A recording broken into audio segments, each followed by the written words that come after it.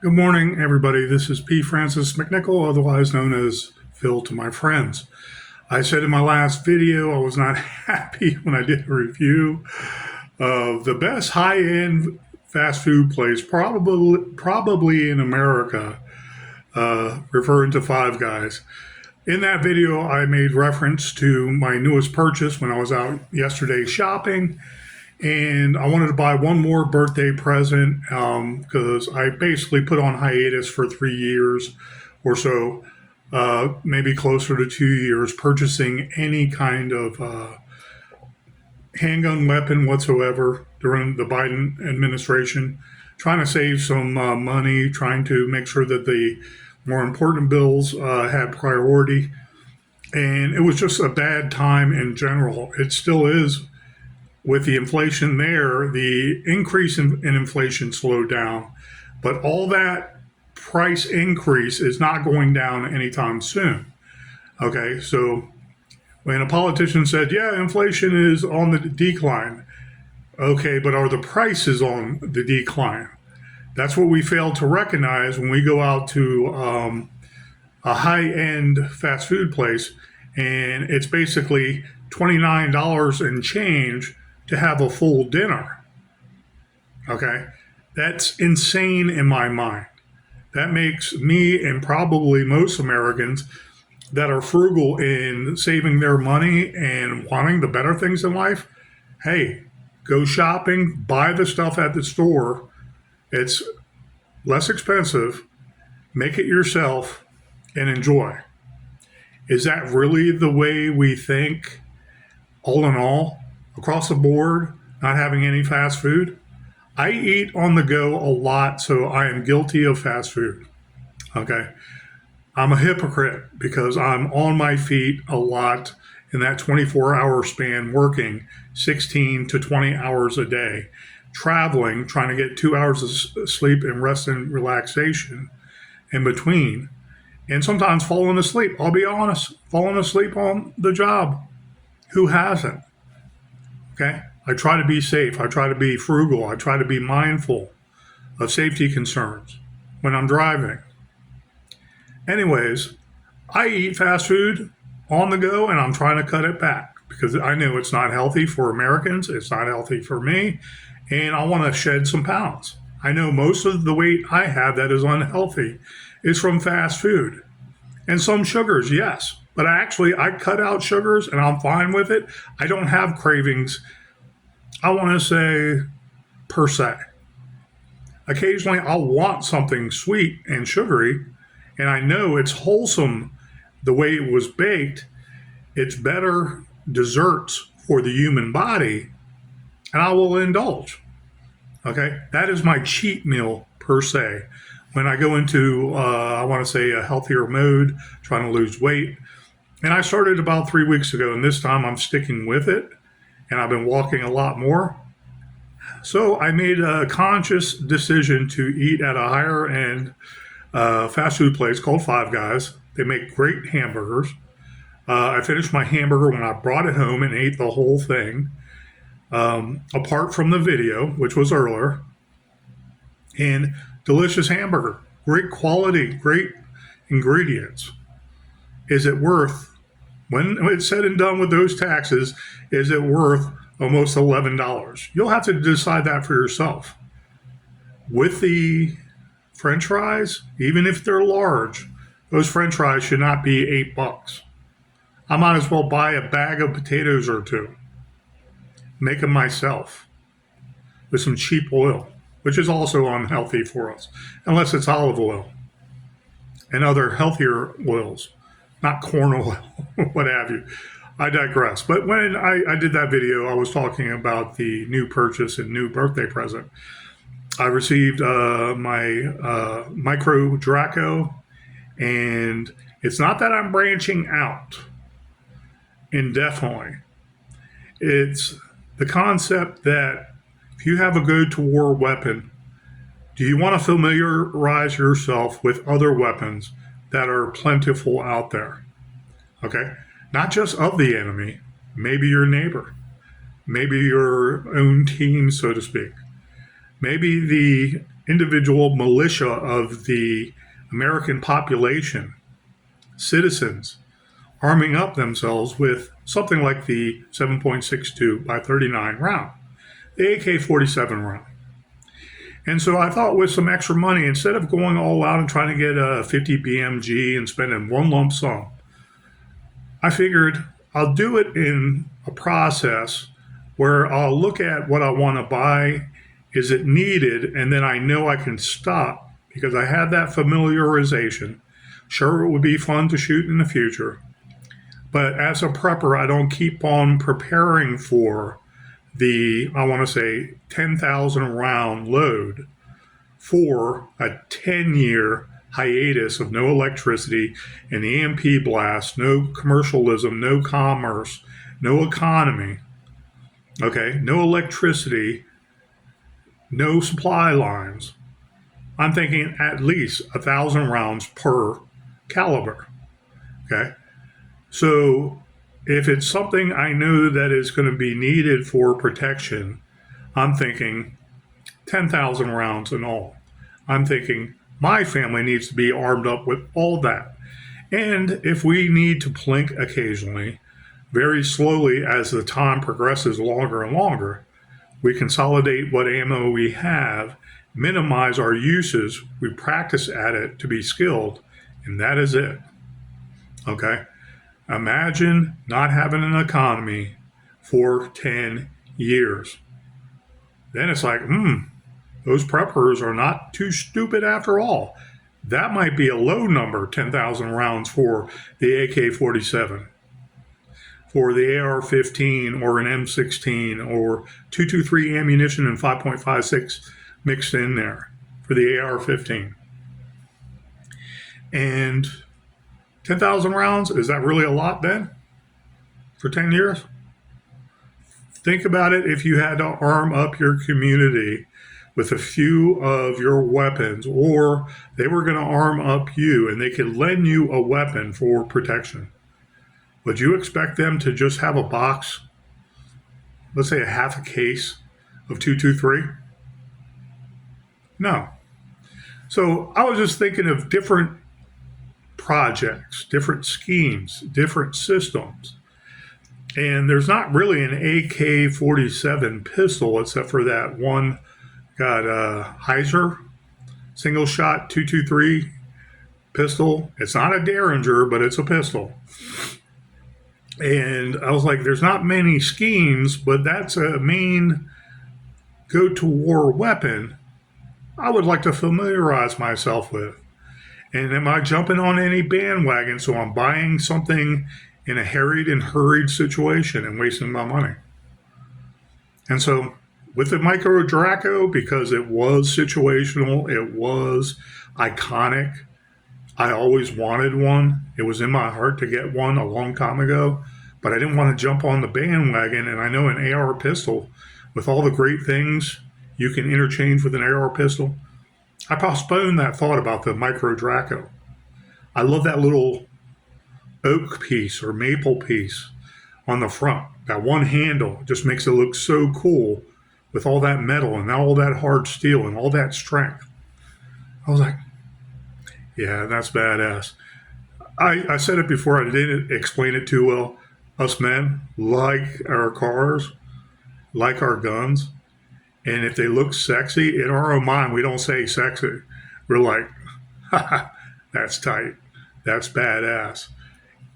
I like one scheme, black or black with some wood furniture, some antiquity to it. That's me, because I remember the 1980s and when the Atari Game Boy system was right there. It had that fake wood around it, and it looked so high tech with the black hard plastic and the little buttons on the top. That kind of mentality from the 80s, I love the black and the wood grain. Almost looking high tech, but also nowadays looking archaic. That's why I like that. But I prefer, most of the time when it comes to weapons, all black schemes. Okay? And buying the Micro Draco, I'm still happy for what I did. And though I haven't test fired it yet, time is coming where I'm going to test fire that with also a regular AK-47. So I was basically at the gun shop, and I asked the guy, and I said, what are the cheapest AK-47s you got on the wall? There was a line of all black metal one with plastic furniture. There were three below it. He went right to the bottom one, and he said, this one is $500. No, it's actually $499, but it's $500.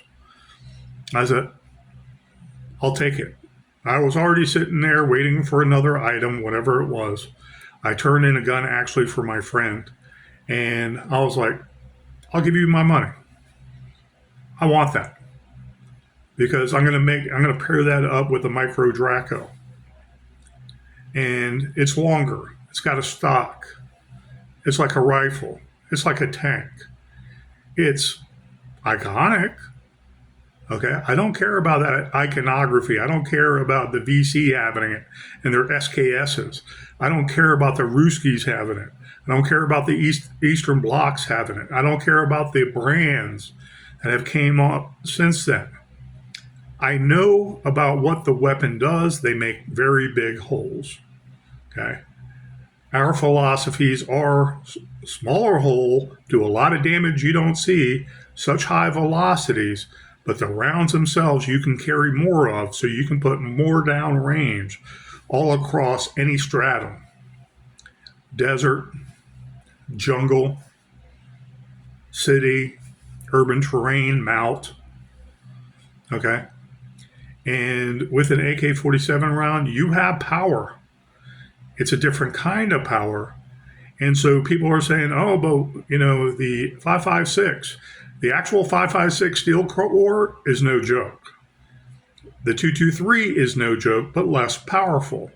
Okay, so if you compare the 223 to the 7.62 by 39 AK-47 round, it's not really fair.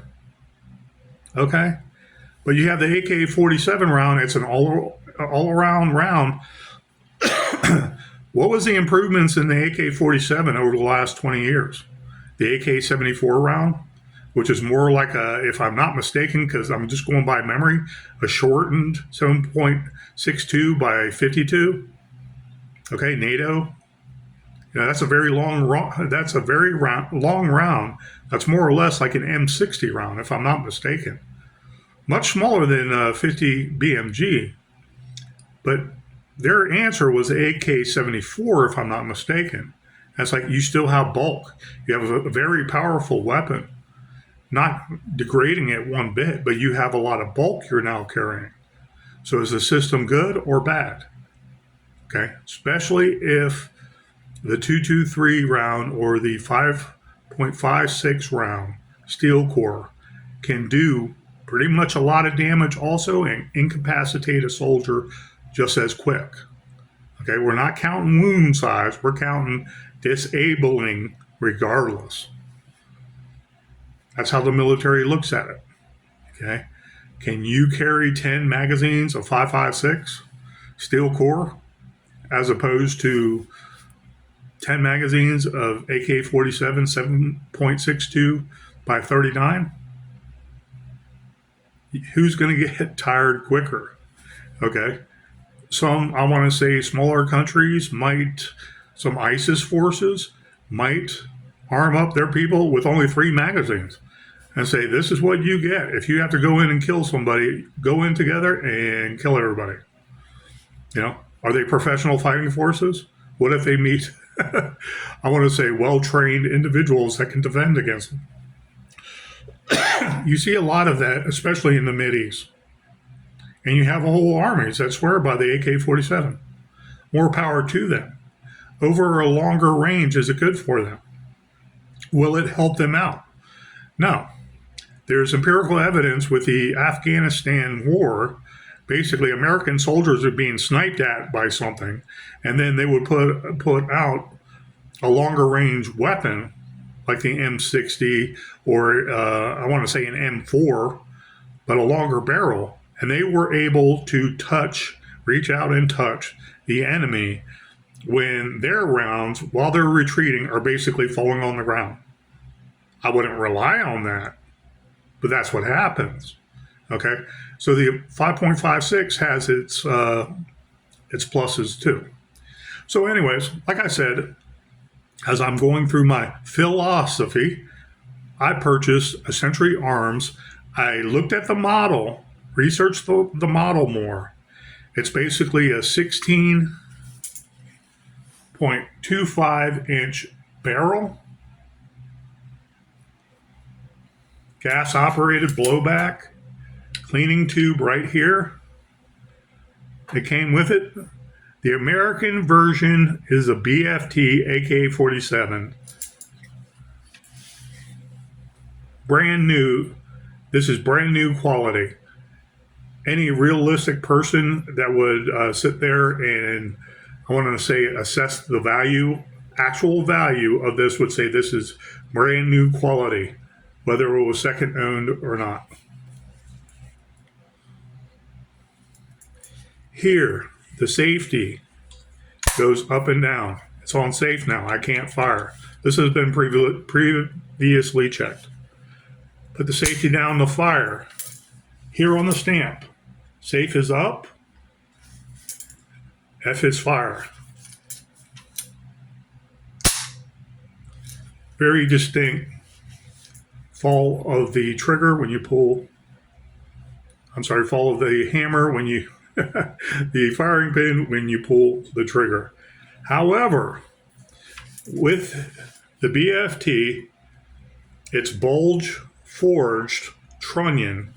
You'll see right here, this whole part right here is reinforced on the other side too, with 2 divots or rivets in there to reinforce all this steel. Okay, you can look up what kind of steel it is. It's very, very sturdy. The wood is maple.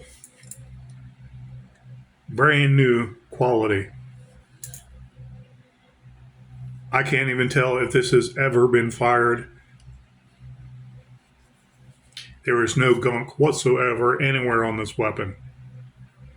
Some residual shine from oil left behind. These are meant to go low oil, not high oil. The AR-15 actually fires better, less oil. Okay, with that oil, when it's splatting all over the place when you're using it, comes it collecting a lot of the soot.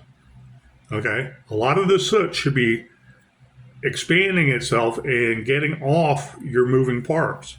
Believe it or not, too much oil will attract it to the metal parts and it will corrode, it will corrupt.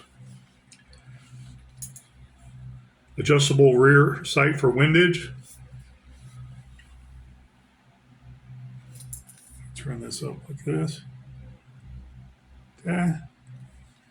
Typical front sight you'd expect from a AK-47. And one thing I liked when I did my research was you can put, and I'm going to test it out now, you can have this in the rear, the bolt in the rear, and they have a groove now on the mechanism right there, this area right here, that the lever falls into. So you have to be careful. Now my thing is, when I pull this back and let it go with an empty magazine, is it automatically going to lock? That is what I'm going to test right here on video, because I would like that to be automatic, an automatic lock back.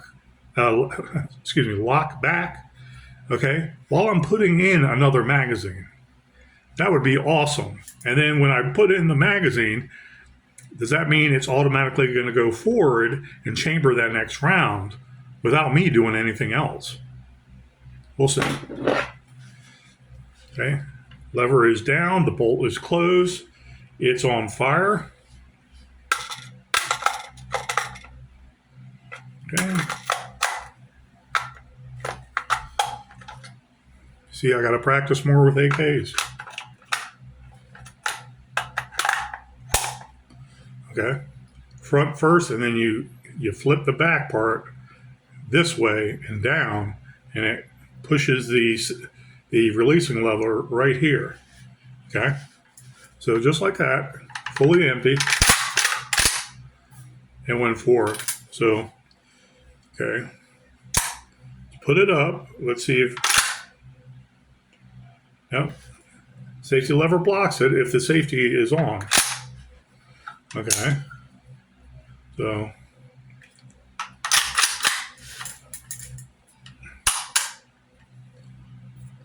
that holds it, and that holds it right there due to the safety lever. Okay, so with this little paddle here on the bottom of the lever, or the one on the edge where it's more pointed, okay, I'm going to see, does it shoot it home? Okay, fair enough. So I am assuming when we first pick up this weapon and we're loading up, we take the time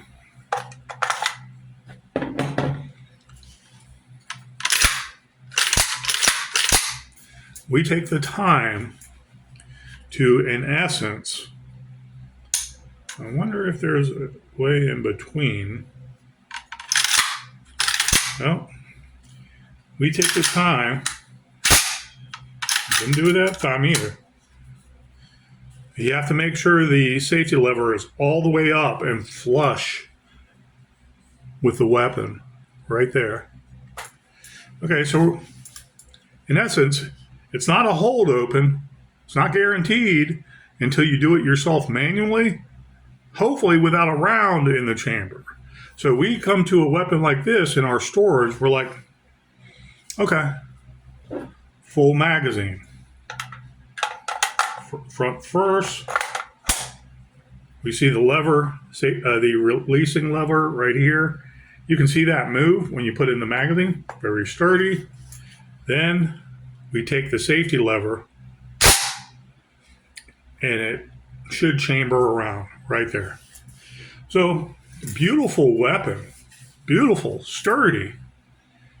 If you were to run with this and do drills like we did in boot camp, you would get a hell of a workout carrying this Mahanchi around.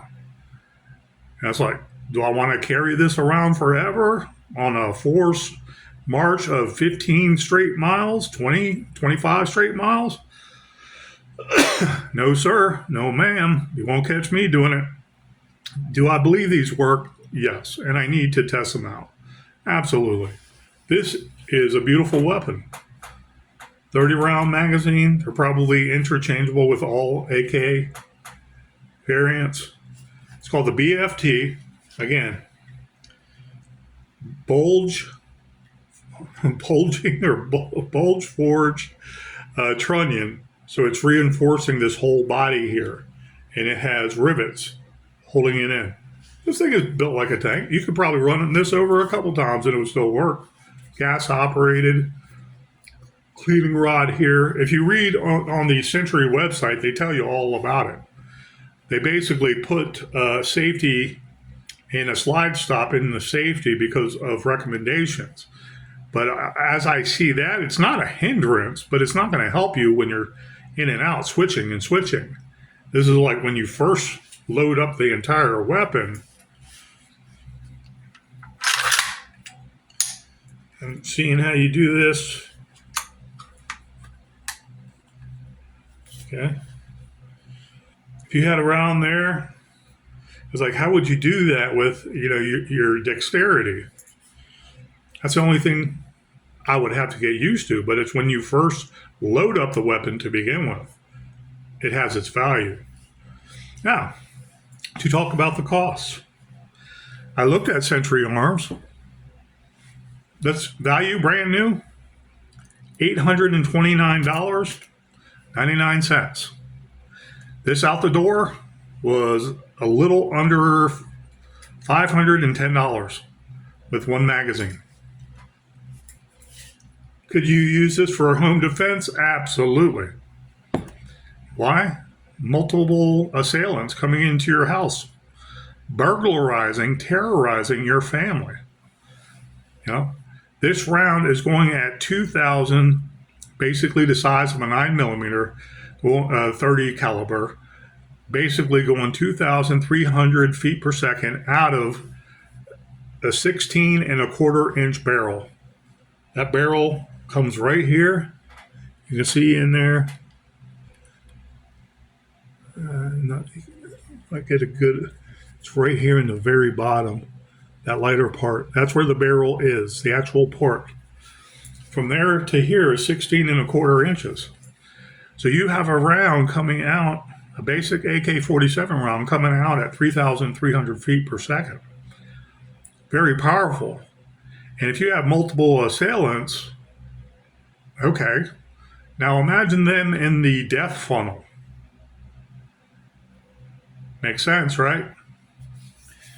So, yes, it could be used for home defense. You have to be aware of where your enemy is and what's behind them when you're protecting yourself. Is this worth $500?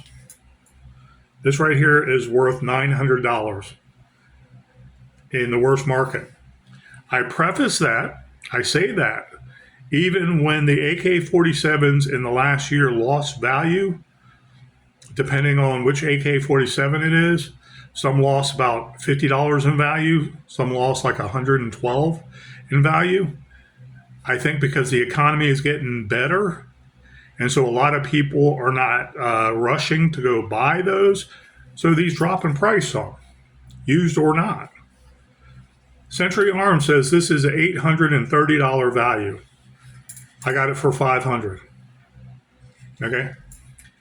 I know I made out in that deal. I told them I made out in that deal, and I was happy for it. But it's also a whole new system I need to be aware of, learn, practice with, get adjusted to, buy new ammo for, a new sling for. I'm not going to wear this heavy thing with a 550 cord and cut in my neck. Okay. Poundage, 20 pounds. I'm not entirely too sure. 25 pounds, you know? It's like I can hold it with one hand, but it's heavy. My AR pistol is a lot lighter than that. Let's be realistic. But if I have a good strap, I can carry this. I have no problem carrying this. But this is much heavier. Okay, so there is a drawback to this. Is it wonderful? Absolutely. I want to say close combat in the city, not a problem whatsoever. If someone had this and I was teeing up with them with an AR pistol, I would not worry. I would be concerned in any gun battle. But I know the capabilities of this, and I'm not a fool about it. So the AR pistol, I can maneuver quicker, I would hope helps me, is what I'm saying. The amount of rounds that also has, I hope helps me. Inside houses, inside apartments, inside doing mount training, SWAT, basically entry teams, okay, for lack of a better term, that all the armed forces are trained in doing mount training. Would I want this? I could use it, okay, but do I want to carry this on a forced march, even 5 miles? No, thank you. But it does work, especially in, I want to say, covered and concealed position. We have to be cross-trained in everything. If our enemies have something like this because it's easier to get in their country, then we have to know how to use this. All in all, we have to know what they know. And we have to anticipate what they're anticipating. And we have to think 3 steps ahead if we're ever going to be great soldiers and protect our great country. So basically, I'm diversifying, not as a prepper per se, but as familiarization. And I have no problem with the Micro Draco being $1,000 with 4 extra magazines. Okay, I'm sorry. It came with 1 magazine and 3 extra magazines, was a total of 4. And making a good deal with this, where I know I got a good deal.